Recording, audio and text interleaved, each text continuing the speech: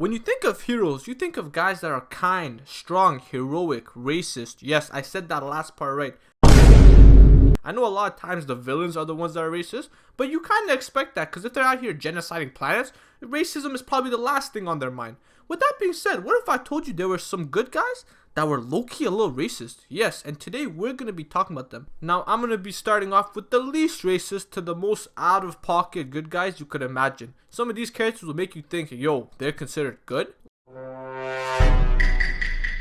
With that being said, hit that subscribe button and let's get right into the video. Starting off with Goku from Dragon Ball Z. Now this guy's probably the most popular anime character of all time, but that doesn't excuse him from being a scumbag. Now I know he was written in the 1980s, so Toriyama just probably did not give a F at all whether this character was racist, but Goku's definitely racist. Now he's not Frieza out here calling people monkeys or anything, but this guy definitely has some casual racism just coming along. He pulls up to New Namek, a place filled with Namekians, you know, a kind of people, and the first thing he says is, oh, look at all the Piccolos here. Bro, he's half the size of Piccolo. What do you mean look at the Piccolos here? That's like me pulling up to this room and saying, oh, look at all the LeBron James. Stole that joke, by the way. And that's not the only case. Anytime this man sees a Namekian, you know, a whole group of people, he just automatically thinks of Piccolos. Bruh. He was literally boxing a villain. The moment his helmet came off, he's like, what? Piccolo? Like, bro, they're not even the same shade. What do you mean Piccolo? His name is Slug. He literally mentioned his name 20 times. And this guy looks him straight in the eyes, he's like, Piccolo? And Goku really be stereotyping everyone. He pulls up to the Tournament of Power in Dragon Ball Super, sees someone that looks like Frieza, and straight up looks and says, oh, Frieza? Like, in fairness though, I will give him a pass on this one because I think in Dragon Ball Z universe, their name was Frieza Race. So maybe, you know, he might have gotten that right. But we all know that wasn't because he actually studied and knew. It was just a lucky guess. But let's be honest here, Goku's a top 5 character of all time. So you know he's going to get a pass here. But you know who doesn't get a pass? Moon from Star vs. the Force of Evil. Now, if you guys don't know, Moon was the ruler of humans, and they had a generational beef with monsters, which in my opinion doesn't even make sense because for some reason, even though they hate monsters with a burning passion, they really rock with, you know, flying horse heads and goats, because I guess that's not considered a monster. Her people literally had a giant war with lizard monsters, but a goat was part of her high council because she just let that slide. This thing, which I don't even know, I think it's a rock, is part of her council.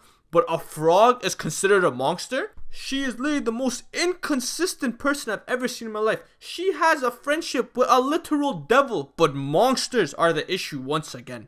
NANI? But that's not even the biggest issue. She goes and finds out, spoiler alert by the way, that she was never actually the rightful queen, so she gives the power to the person who was supposed to be. And that ruler actually, you know, rock with monsters. She was out here giving them rights, freedom of speech, all the good stuff. And the moment she's seen these monsters getting right and running around in her little country, she plans a coup d'etat. She literally starts a whole revolution because she couldn't stomach the fact that monsters had the ability to vote. Mind you, these monsters weren't even doing anything bad. They were literally just chilling, and she seen them smiling a little too much and said, nah, I'm done with this. And you would think, how would she deal with monsters that are like 4'11"? Oh, maybe just get a few pitchforks? Nah, she gives them super mecha suits to just slaughter them. Nope. She did not have to bring all that out here. I think her magic wand alone would have been enough. But she's out here bringing a super army just to cook some monsters. And it's not like these monsters were going to put up a fight anyway. Star was cooking them every single episode up to this point in the series. She literally did this for the love of the game. But you know who was even worse than Moon? The hybrids from Ben 10. Now if you guys don't know the lore, the hybrids are the superior alien race as they claim, that looks down on every other race of aliens and humans. They literally hate the other races so much that they started inbreeding. Now that alone is a huge red flag, but still, that's how much they hate it. Imagine being an alien and looking like this, talking about, yo, I'm top dog around here. Like, these guys are actually hideous. No wonder other races didn't want. They're just doing that as a self, you know, coping mechanism. Now, all the inbreeding actually made their immune systems really weak, so it got to a point where they actually couldn't even have kids. So you know what they do, knowing their, you know, race is about to die, and they consider themselves the greatest race? They decide, yo, if we're going down, we're taking everyone with us. So they just start committing a genocide. Yes, you heard me right. Because of their own stupid mistakes, they decided, yo, hook that hit. I'm about to take it out on everyone else too. If I go down, they're coming down with me. They were out here calling anything that wasn't one of them mongrels. They literally looked at humans, spat on them, and said, oh, a lesser race. Broski, you're the one that can't have kids. You're the one that's actually cooked. Now, I'm gonna be honest with you. Some people call me a hater, and I could accept that. But this is some next level hating. Imagine being so angry just selling yourself that you decide, yo, I'ma just take it out on the rest of the universe. Not even the world, the universe. And that's not even the worst thing. Ben comes and saves them by giving the opportunity to reproduce again, because he mixes their DNA with other species. And you know what they do? They crash out. They're like, no way we got contaminated by filth. They would rather go and get extinct than merge or, do with another species. That's insane. But when we talk about racist good guys, there's only one person that takes the top spot. There's only one person that's the cream of the crop. Tobirama from Naruto. You guys all saw this coming, let's be honest, and it's pretty obvious why. This guy is a full-blown hater. Now, in fairness, he was in a war with the Uchiha for several years, but take it in. Every single jutsu and technique he created was just a counter for his ops. His water style that he mastered was a counter to the Uchiha's fire style. His Raijin teleporting jutsu, guess what? A counter to the Sharingan. His shadow clone jutsu was literally out there just to kill more Uchiha. He literally pulls up, coming back from the dead to the last remaining survivor of the Uchiha clan, looks him straight in the eyes and say, yo, your clan is possessed by evil, good riddance. Bruh.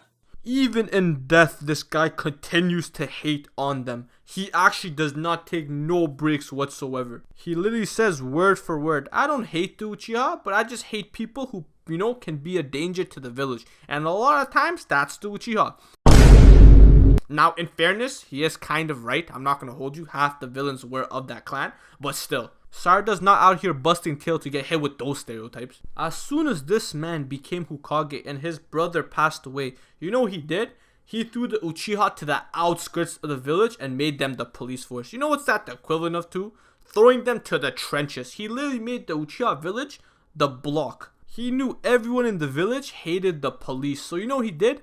Made the Uchiha the police. Yes, this guy was actually out here venting his personal problems on a whole clan. I bet when he heard they got packed up, this guy was literally smiling and giggling with glee. And always, whenever you talk about racist characters, Tobirama is always at the top of the list. And I can't even blame him, to be honest. I would hate them too if they packed up my little bro. With that being said, though, I could have put a lot of characters, bro. There's a lot of fraudulent anime cartoon characters that you guys don't even realize that play the good guy. Heck, I could have picked 6 more from Naruto if I really want to. With that being said, though, if you do enjoy the video, hit that subscribe, hit the like button, take care. One time.